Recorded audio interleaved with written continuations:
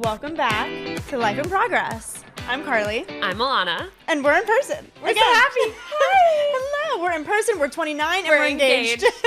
Guys, so much has changed. Wow, a lot has changed. So I guess we will never have to, I don't think anyone ever followed it, but when we said drink. Oh my God, we have to come up with a new rule. We need a new rule, although I don't think anyone ever Anytime we complain about wedding planning, drink.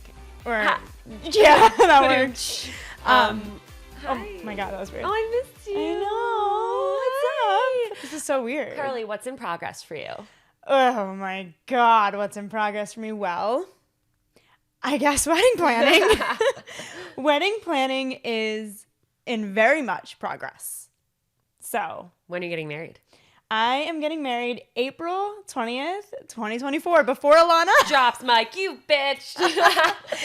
It's so funny because Ilana said to me the other day, she was like, oh, like someone asked me if I was upset that you were getting married before me, even though you were engaged after me. And I never thought that was even a thing. No, me either, but I've seen other people. I've seen it happen where some friends are so competitive. That's so weird. Where it's like, literally, how dare you bitch? That's for, so weird. Upstaging me or something, like beating me to it. And like, I would never in a million years feel that way. Like, that confuses me. It's like, how competitive do you have to be with a friend? Okay, that just sounds also, like what kind of friendship is that? Yeah, that sounds like a very toxic friendship. Yeah, so not one that I want to have. If you're out there and you're mad at your friend for having their wedding before you, maybe end the friendship. Yeah, well, I've seen that too with like getting engaged, like those timelines too, where like someone will actually get mad or like start a fight if somebody gets engaged within like a month from them or ends up beating them to it. And it's like, that's the weirdest thing I've ever heard. That is not what it should be about. Imagine I like called you telling you I was engaged and you were like, oh, it's still my time to shine. Yeah. Like what? That's bizarre. Yeah. Okay. Well, no, Ilana's not mad at me. No, I'm so excited. The student will become the teacher. Guys, I'm so overwhelmed. I'm so stressed. I have been literally texting. We talk every day, but I don't think I've ever bothered you more with as many questions as I have been asking because I don't know anything. And we'll obviously get to that. Anyway, Ilana, before we get to this whole episode, and we promise, by the way, that we are not going to make our podcast a wedding planning podcast, but what? I will say, we're not going to. However, when I did post, like, I jokingly posted, should we start a wedding planning podcast? And the results, it sounds like you guys kind of wanted us to. Okay, well. Where is it? I'm finding it. Should we start a wedding planning podcast? 38% said, obviously, LFG. But 44% said do a wedding planning life in progress episode. But that's almost even. Okay. All right. Well, we won't make it all about that, but this episode will be about that because honestly, I just need to vent and ask Ilana questions. And I'm just going to ask them on here in case anybody is going through the same thing. But first, Ilana, what's in progress for you? What's in progress for me is really just like figuring out my life. I feel like there's a lot of things that I've been waiting, like, there's something that I can't talk about that I've been waiting to find out. That we've both been waiting to find out. And it has impacted my scheduling or lack of for the near or distant future. And so what's in progress for me is hopefully getting that conclusion and clarity so I can resume my life as it should be. We've been waiting for something, and for some reason, Ilana has been so stressed about it, and I just haven't even thought twice about it because it's something we're waiting on to see if we're going to do. And in my head, I'm like, we're obviously not going to. In her head, she's like, we are going to. So eventually we're going to talk about it, and I hope soon. But yeah, I guess that's her in progress. It'll be a fun story either way. Yeah, it'll be a very fun story either way, and there's a lot of funny behind the scenes to that. Yeah. Anyway, I just want to start by saying that anytime Carly has, in her words, bothered me with something, I'm like, no. I'm indebted to you from how much I have talked your ear off about my wedding planning shit that at the time, there was really nothing you could like. There was no actionable advice. You didn't. I didn't know anything. She would ask me questions, and I'm like, the only thing I could do was say if I liked your dress or not. Yeah. Would you ever have told me if you didn't like a dress? I told you that there were some that weren't my favorite. That's true. I did, but yeah. I also wanted to tread lightly because everyone has different styles and opinions, and I wanted to see. I didn't want to respond to you and be like, I don't like that. I wanted to see how you felt. And regardless, I would still give my opinion. Yeah. But if it was one that like you were obsessed with and I didn't like, I wouldn't say, Ilana, no, I don't like that. Right. Like, yeah, it's your wedding. Well, it's interesting because there are a lot of people. I have a lot of friends who have gotten married this year who did not show a single friend their dress or any of the dresses that they tried on because they didn't want anyone's outside opinion. I get that. For me, and I guess we're just jumping ahead, but I unfortunately, I think, cared about people's opinions throughout this process. I don't think I let people's reactions or opinions sway me though. But maybe you don't let them sway you, but I do remember you saying specifically to me, like, I know what you're going to say. This dress looks like, I like this dress, but I feel like this is something that people would talk about and say they don't like and send it around. And I'm like, Ilana, who cares? You did say that. I did say that. I know. I said that. And I genuinely did think that. I know, but if you loved it. I know. It's so hard because on one hand, I'm like, well, I wanted to find the dress that I loved. Yeah. But on the other hand, anytime there's any wedding of anyone I know, immediately the second a photo of them in their dress is posted, it is being sent in a group chat that I'm in being like, oh my God, I love it, or oh my God, I hate it. But do you know what I realized? Because I just went to a wedding this past weekend. Everyone is going to judge your wedding no matter how it is. Completely. Like, Jason and I, like, the wedding was beautiful that we went to. It was amazing. It was awesome. But of course there are things where we're like, would we have done that? Right. Would we do this? Well, isn't it funny now going to weddings? It's and this so is your weird. first one. They're completely different. Once you're engaged in wedding planning, going to a wedding is like going to a showroom. You should have seen Jason. Obviously, he's already the most detail-oriented OCD person, but you should have seen him like nitpicking every tiny little thing. I'm like, oh my God, I can't go to a wedding with you because you're just going to want to see everything and talk about everything. Yeah. We just really jumped into that. Yeah. Well, I found a dress and I found a dress. Well, I asked a million people's opinions. I tried on 79 wedding dresses and I went with the 11th dress that I tried on. So while I did ask people's opinions throughout the process, it didn't matter because I went back to the one that I loved. And I loved that one. I can honestly say, because we have different styles. Yeah. And we don't like the same types of dresses. Like, that's just what it is. We have very different styles. So a lot of the ones that she was trying on, I'm like, yeah, you look beautiful. Like, I don't love the dress. Right. This one, I love the dress. Me too. So I'm very excited about that. I'd say you can borrow it after I wear it, but your wedding will be a little over. Yeah. It's funny.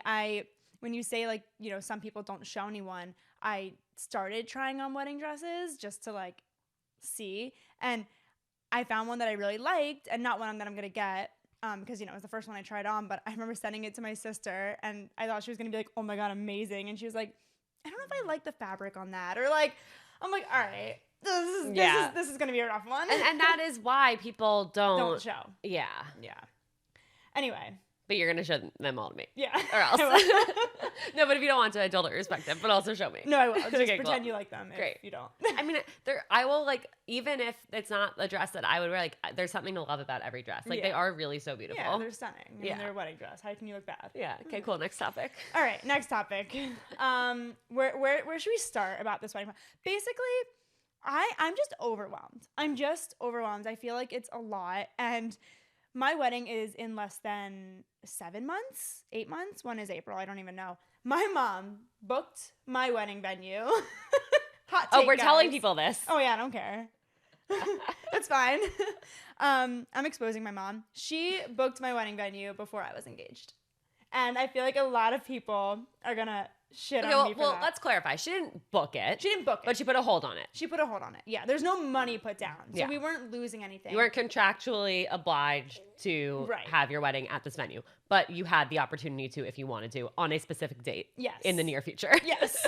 And honestly, now me and Jason we were kind of like not annoyed at first because we just didn't want to feel rushed into it. Now we're so happy because there are literally no other dates available, especially for that venue. Like, there's nothing. We would have to wait until next November, and we just didn't want that. Like, I don't want a long engagement. I never did. And also, I don't want all of our friends pregnant at my wedding, and a lot of his friends are like gonna start trying soon. So Yeah.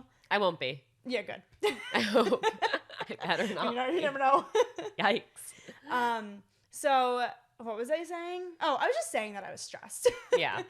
What about it is stressing you out the most? I just feel like it seems from social media that when people get engaged, everyone just has it together and knows what they're supposed to do. They know when to put their registry up. They know when to do save the dates. I don't know if it's because my wedding is coming around a lot quicker than most people when they get engaged, but I just feel like I just got like thrown into the deep end, and now I'm drowning with all of these things that I had no idea how to do. Like, I've never done this before, clearly.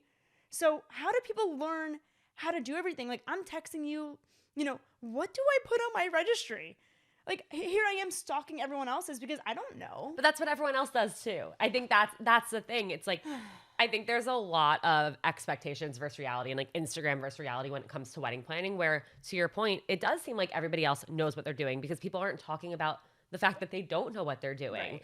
And so, yeah, I also I stalked everyone's registry. People from high school who I saw they were getting married on Instagram, I was like, oh, let me search this guy's registry who I have not spoken to since 10th grade math class. Like, that is literally what people do because there is no guidebook. And yes, there are podcasts, there are websites, there are newsletters, there are books you can read and ways you can learn how to do this, but everyone's timeline is different. Everyone's circumstances are different. So there really is no precedent for the exact situation that you're in, which is what makes it so difficult. Right. But even the smallest things, like the other day you sent me something to order with like a stamp on my thank you card for the return, whatever. I would have never known to get that. I didn't either. I didn't want to like have to handwrite every single return address on every thank you note. So I was like, oh, how can I do this without having to pay extra for custom envelopes? Right. So that was like an Ilana hack that I think was a really big help for me that I wanted to pass on to you. Thank you so much. You're thank so you welcome. for saving my arm from writing thank you, return, whatever. Did you order your thank you notes today? No, I need to do that. Pour one out for Carly, you guys.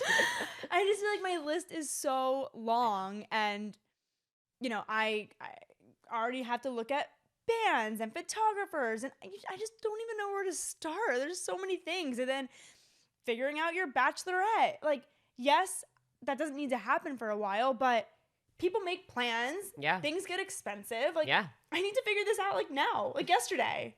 Like It's before I was engaged. I know. It's a lot. All at once. I was so excited to be engaged, and I feel like it's all I wanted for so long. And now I'm obviously so excited and I'm so happy, but it's a lot. It's a lot.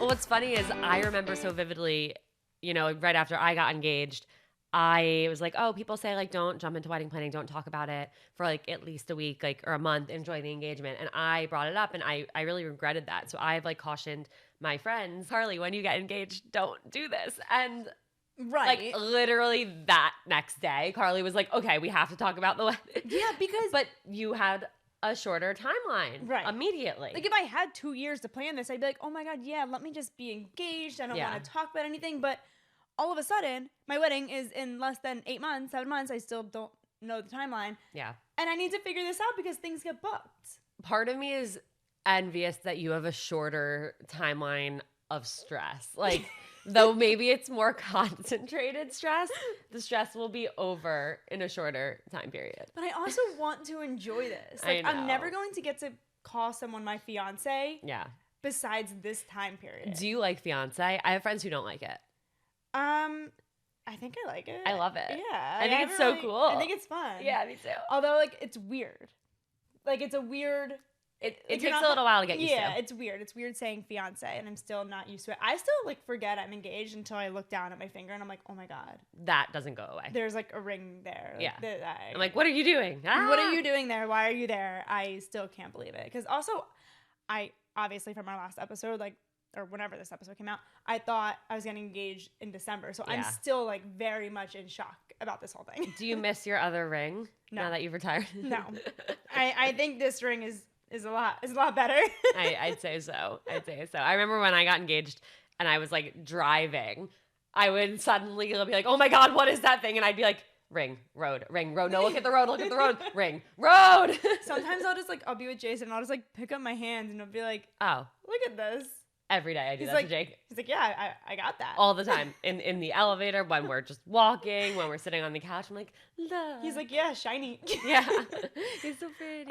Anyway, so a couple of things that I want to ask you, and maybe there's people engaged that are listening to this or whatever, but what do you think is your top 3 first things you need to do after you get engaged?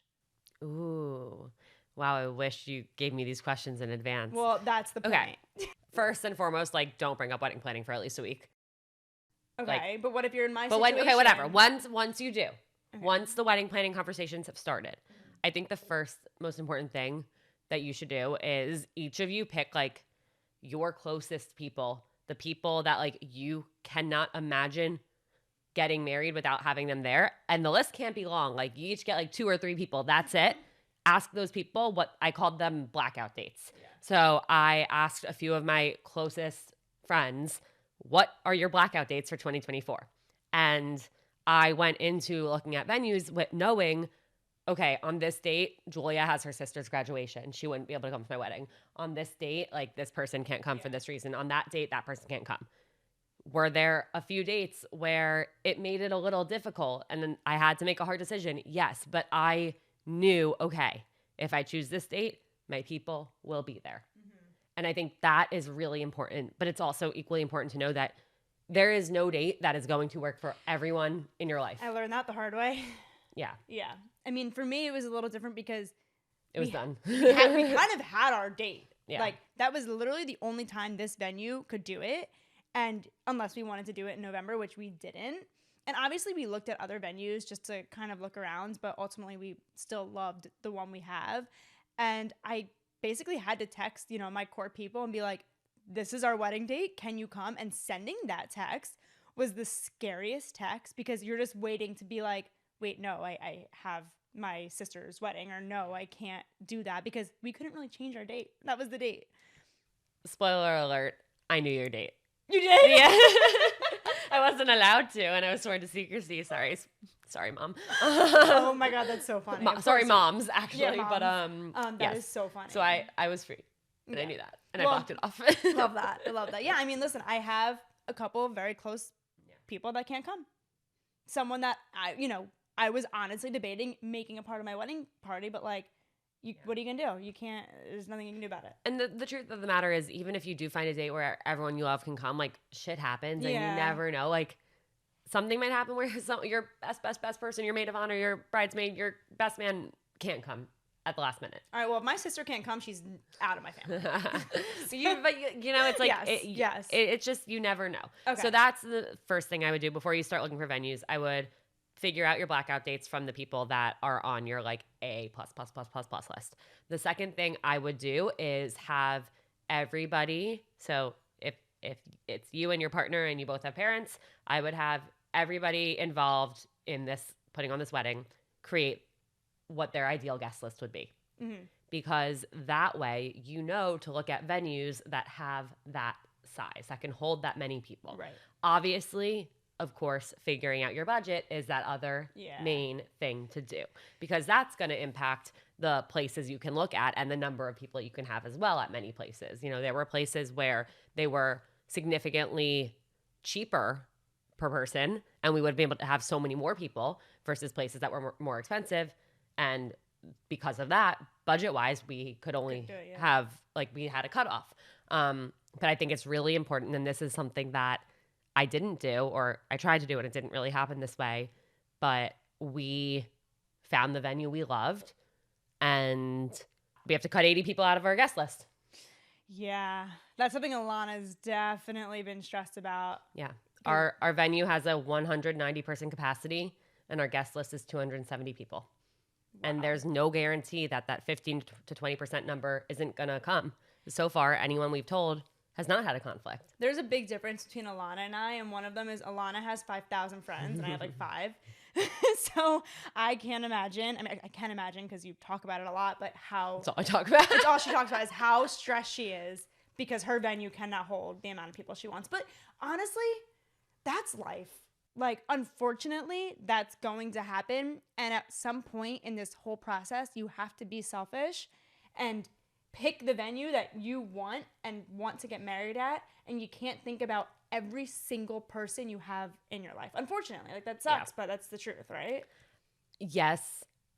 It's just something that I've lost sleep over for months, and it's not going to go away. And like, I think my whole life I've had a fear of disappointing people, and suddenly my wedding is turning into this opportunity to disappoint people, because there are people who I want there who they probably expect that they're going to get invited. And unfortunately, because of numbers, I can't invite them. Well, then they need to be okay with that. And I'm sorry, if they want to ruin a friendship because of the hardest decision you have to make of being able to add them or not, then that's on them, and that friendship or that relationship clearly wasn't as important. Because people need to understand that, one, weddings are fucking expensive, and every single person is an expense, and that's what it is. And you picked a venue that you loved. Unfortunately, it can't hold your 500,000 friends.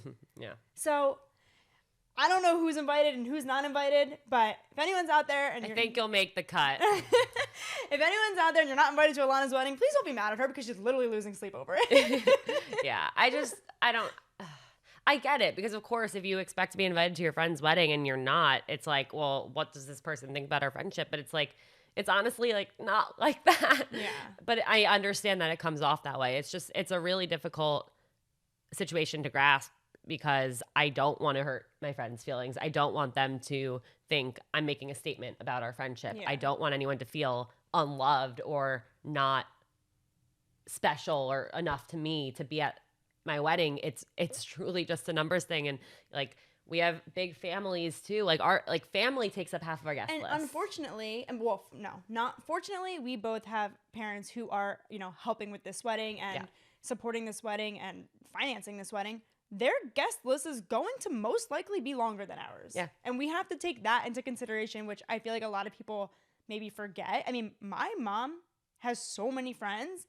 Her guest list, I think, is like 40 more people than me. Yeah. But who are we to say no to that? They're paying for it. Like, what am I going to do? Say, Mom, no, you can't have your canasta friend? Right. Like, and like, because it's tough, because we know we're in such a fortunate position. Yes. Like, that is not I'm not going to not say that. I don't want people to come for us. Like, we know how lucky we are, and we are so grateful for that. But that doesn't mean it's easy. It doesn't mean it's easy. What's another thing? What's the third thing? I have something that you told me to do. I don't know if it's budget was in that. Budget. Okay. Yeah. But there's one more thing that you actually told me to do. Ooh, well, what? Make an email. Oh, yes. Yes. Which I would have never thought of. The first thing you do before you start reaching out to venues and vendors and anybody, even before you make your Zola or Not website or Minted website, make a wedding email address. Yep. IlanaJake@gmail.com, CarlyJason@gmail.com, whatever it is. It's actually fitterwedding@gmail.com. I wasn't trying to expose us, but that's fine. IlanaJakeWedding@gmail.com, fitterwedding@gmail.com. Great. There you have it. It is so helpful for organization. It is so helpful. So everything is in one place. Things don't slip through the cracks. Anything wedding related goes to that email. Yeah. End of story. Honestly, that was the best thing you could have told me, because I would have lost so many things already if I didn't have that. Yeah. 6 months from now, in 8 months from now, there will be things that we need to find out from emails that were sent last month, and they'll all be in one place. Yeah. They'll all be right there. No, that was very good advice you gave me. Thanks for bringing that up. Yeah, anytime. Cool. All right, so those are your top 3 things. Yes. And I don't know if you want to get into this, but how has Jake been in your wedding planning process? Because I'm curious the difference of Jake and Jason through this process. I think they're on opposite ends of the spectrum. Okay. From the start, I knew, like, planning a wedding was never going to be Jake's thing. Yeah. And I love him and I accept that about him. I do wish he was a little more involved and had stronger opinions about things, because I think it would help me. But I knew from the start he was not going to be involved in every decision. And, you got to accept the people you love for who they are. And so I said, okay, I get it. That's fine. What I will need from you, there are going to be a lot of times where I'm torn. between this and that, or options A, B, and C, and I'm going to come to you and I'm going to show you what they are. I'm going to tell you what they are, and I need you to make a decision for me. And he was like, okay, I can do that. I'm like, okay. So basically, your fiance in your wedding planning process is almost like the final, like, hey, I'm indecisive. You make the decision of A or B. I did all the research. I did all the work. Just pick A or B. But he's like, oh, they're both good. Oh, great. No, I like that. He's put up with me and my stress. Okay. That's not nothing. Yeah. I also don't understand how you're doing this kind of alone. Like, I've been looking for wedding planners. Yeah. And I'm fortunate that, within our budget, I could try to find a wedding planner because it would be way too much stress for me. I wouldn't be able to do it. I would crash and burn. I do think given your shorter timeline, it makes sense. Yeah.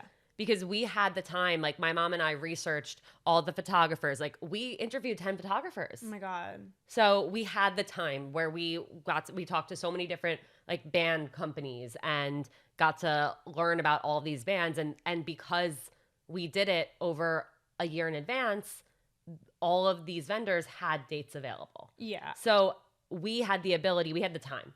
That was our luxury. We had the time. Yeah. I guess we just kind of don't. Yeah. Which makes sense because half the vendors you'd reach out to, unfortunately, they won't have availability. And so your planner is going to take that work off your plate. Yeah. And they're only going to come to you with vendors that they've already approved, that they know are your vibe, your style, will help bring your vision to life, that have your date available. Yeah, that makes sense. When it comes to wedding planning, social media has just kind of taken it to the next level.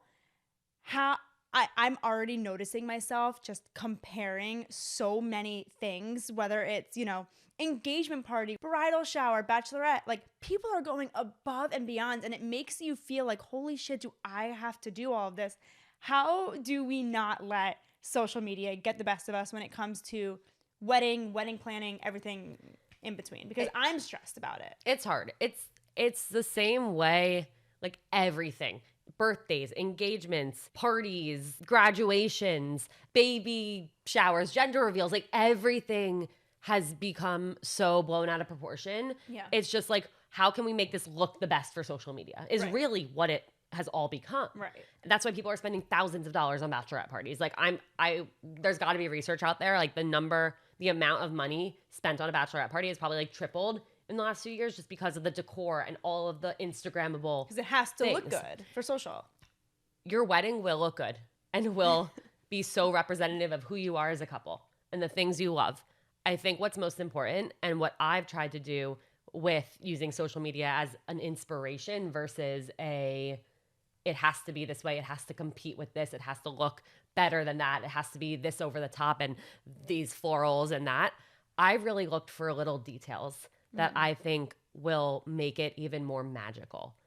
And so whether it's like custom cocktail napkins that say something that I'm not going to give my spoiler, but like I saw a video of a custom cocktail napkin that somebody did. And I was like, wow, we can put the Ilana and Jake effect on this and make it our own in this really special way that represents us. So I guess it's really using social media not as, oh, they're doing this, so I have to do this and go above and beyond. It's really taking like the little things that you see in that you love, and like how can you make that your own? And it doesn't mean you need to be going so extravagant and over the top, because it's, money. Like, how are people affording all these like giant parties? And I don't know. I don't know. I don't understand. Well, that's what, when I see people's like bridal showers have a photographer and a florist and all of this decor and these like standing giant arrangements, I'm like, how? Yeah. Aren't you planning a wedding? Like, obviously, I'm having an engagement party next week. I'm so excited about it. And the initial plan when Jason proposed was the engagement party was supposed to be like 2 days after. But obviously, with everything that happened, it had to get pushed. And so now I've obviously had so much time to go on my phone and search and stalk people's engagement parties. And these parties are so over the top where I'm like, oh my God, was I supposed to get XYZ for my engagement party? Because we just have a room. But that's all you need. I know. And here's the thing. people are going to look at your engagement party and being like, oh my God, Carly and Jason had this and it looked like this and there was this thing there. I need that now. Even though in your mind, you're like, I just have a room. There's going to be so much energy and so much happiness and so many amazing photos and all this content that comes from it where people are going to look at it and be like, wow, this is the engagement party to be. Yeah. It's crazy that we throw a wedding not really for ourselves.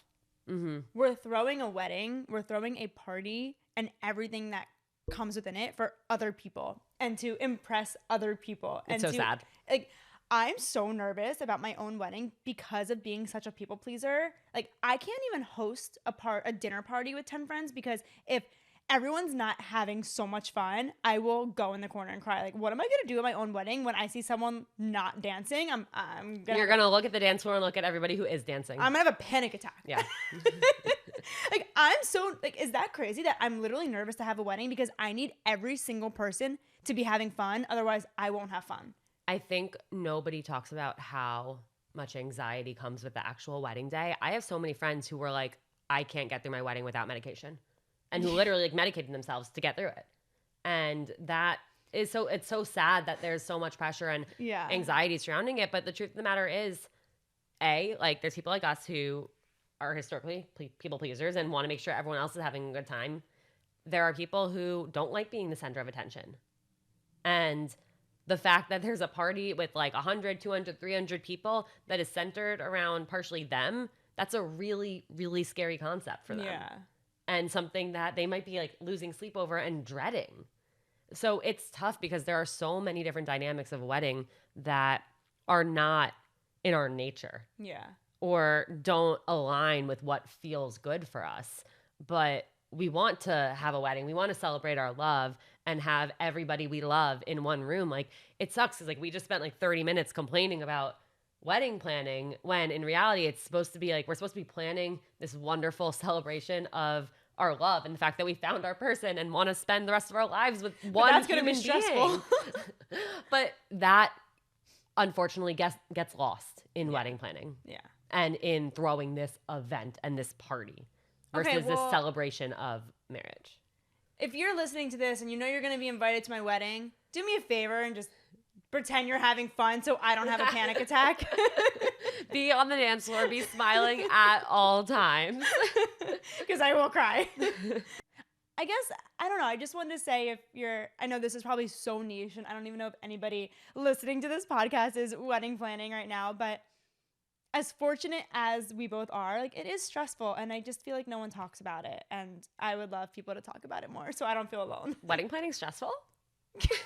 Well, I was having this conversation with one of my friends on my drive here where I'm like, I just don't feel like anybody prepared me for how stressful wedding planning would actually be. And she was like, Ilana, what do you mean? Like, every week I was freaking out to you about a crisis with my wedding. I'm like, yeah, but I just thought that was like, your venue and specific struggles you were having. And like, yeah, it's a lot stressful. Like, I didn't think that it would be this stressful. That it would be this stressful. Yeah. And maybe I do think it is one of those things where you truly cannot put yourself in someone's shoes if you're not going through it. I agree. And I think a really big lesson I'm learning and I want to try to keep doing is really living in the moment during this whole process. Yeah. Because I feel like it's just going to fly. I know, I want to enjoy it. I want to enjoy it. I want to be engaged. Yeah, I want to be excited about this. Like, looking forward to it. Right now I'm not. So yeah. I'm going to...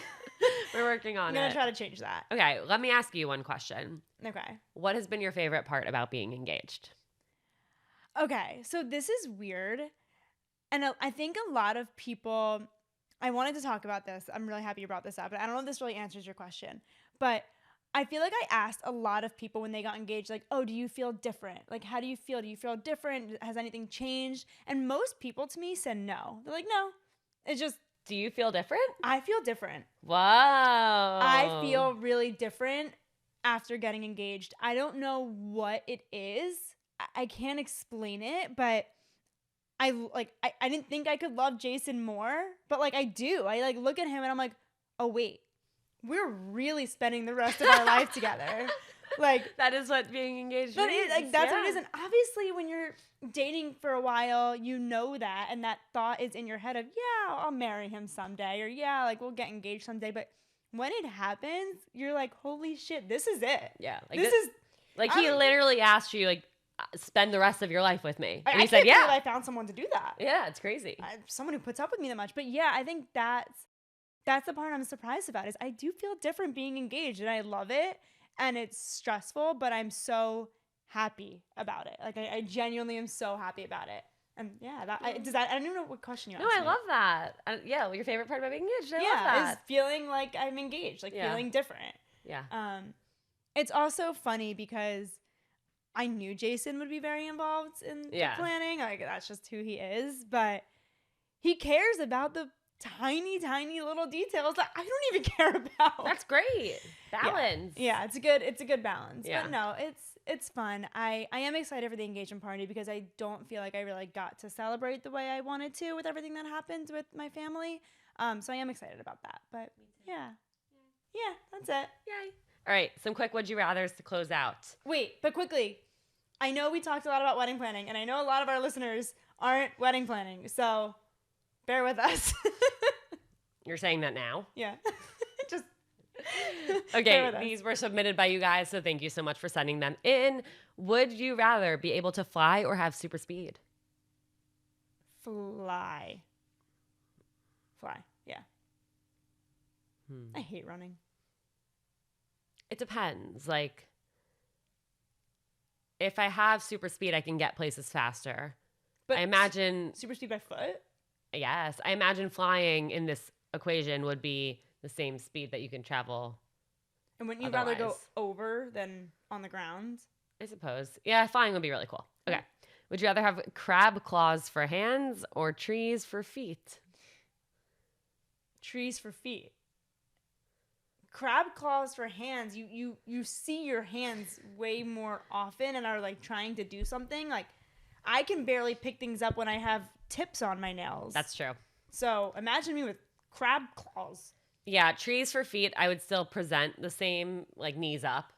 Yeah, exactly. Yeah. I agree. Yeah, I agree. It'd be creepy, the crab claws. Would you rather have to use chopsticks every day for the rest of your life or use a fork every day for the rest of your life? I can't even use chopsticks now. Of course a fork. I would be chopsticks. What? Yeah. Why? I actually love eating with chopsticks because it slows me down. Eating soup with a fork, at least some of it gets on it. Or I guess you can drink it. I can drink it. Why would you choose chopsticks? Well, but my thought with the fork was a fork isn't a spoon, but I guess neither are chopsticks, but you can... Oh, man. Oh, man. I don't know. I really do like using chopsticks because I do think it slows me down. I can't even use chopsticks. I'm going to pick fork. Would you rather have a face that everyone laughs at or a name that everyone laughs at? A name. Yeah. Obviously. I don't want people laughing at my face. People probably already laugh at my face. I do every day. Yeah. Every time I see it. Yeah. Same page there. Name. Yeah. Name. Definitely name. Yeah. All right. All right. Wow. How do you feel? Therapeutic at all? No. No, yeah, it's good. It's good. We're all good over here. We're all good. I just need a Xanax, but it's fine. Anywho, thank you guys for tuning in. I'm gonna let Carly do this outro. Thank you guys for tuning in on our first podcast with us both being engaged. Woo! And being 29. Yeah. We are going places. Make sure to follow us on all of our socials at It's Life in Progress. Give us a 5-star rating and review, and email. Oh, sorry, I almost had it. I'm proud of you. Email us any questions. What is it? CarlyandIlana@gmail.com. CarlyandIlana@gmail.com. Love you guys all. Talk to you next time. Bye.